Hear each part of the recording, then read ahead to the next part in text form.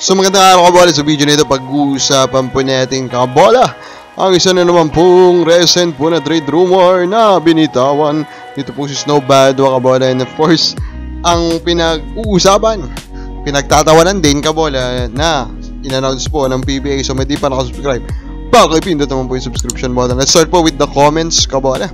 Pa-shoutout, sabi po ni Sir Ronald Berbusidad. Then sabi nito, idol pa-shout naman si Malyari Mascareñas. Saan ko yan sa next vlog mo. Yan, na-shoutout ko na.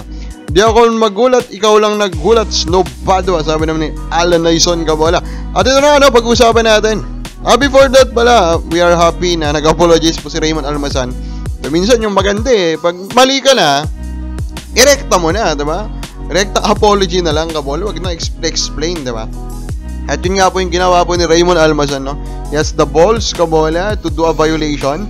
At meron din po siyang balls, kabola, na aminin ito. At sabihin mismo, kabola, na wag na siyang pamarisan. And that is very good. That is the right way of dealing about this. Sana hindi na po umulit, ano? So si Raymond Almazan, so mga kabataan dyan, mga fans po ng PBA, please, wag po natin tong uulitin. Pero ang talagang pag-uusapan natin dito, nag-announce, kabola, ng free ticket ng PBA.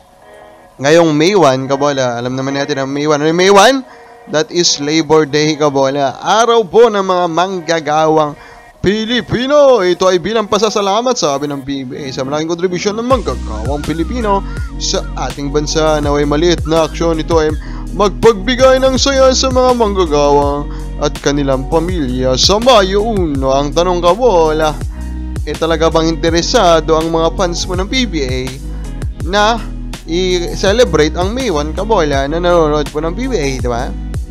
Yan ang tanong ngayon, di ba? Para pa ba sa manggagawa ang PBA? And actually, I'm really excited about the result of this kabola. Bakit? Kasi I'm really leaning na this will be a failure. Kasi failure, I doubt na mapupunin nila kahit kalahati kabola. Knowing po na dun po sila sa Manila maglalaro. Di ba? Kasi talagang sa Manila, medyo, suya na yung tao sa PBA, sa isang liga kabola na basically pinamagmumugaran o pinaghaharian po ng mga franchise teams kabola na meron pong napakalaking advantages kabola, diba? By using teams na nandito rin sa liga kabola na hindi naman talaga nasa liga para po manalo po ng kampyonato. So, ang mga expect ko dito kabola is yun nga, mag-fail. Ang tanong dyan ba magigising ang PBA para magbago, diba?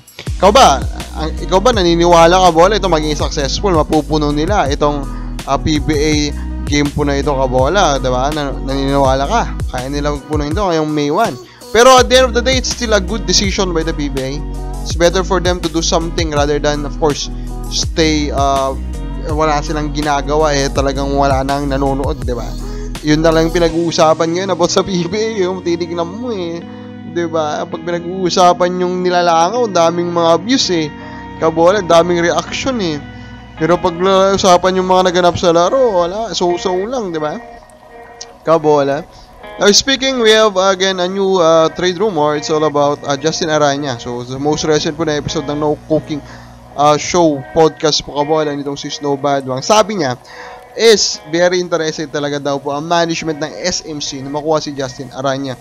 And for me, I really doubt kabola that they will prosper in getting Araña, knowing kabola nga na Converge currently ang may hawak sa kanya. Alam natin kabola that Converge is not fan of SMC, di ba? Because of the past things that happened kabola, di ba? Yung dalawang players nila, dalawang top scorer nila last season, lahat sa SMT na punta. So, I mean, they know it, di ba? You do not expect a trade kabola, diba?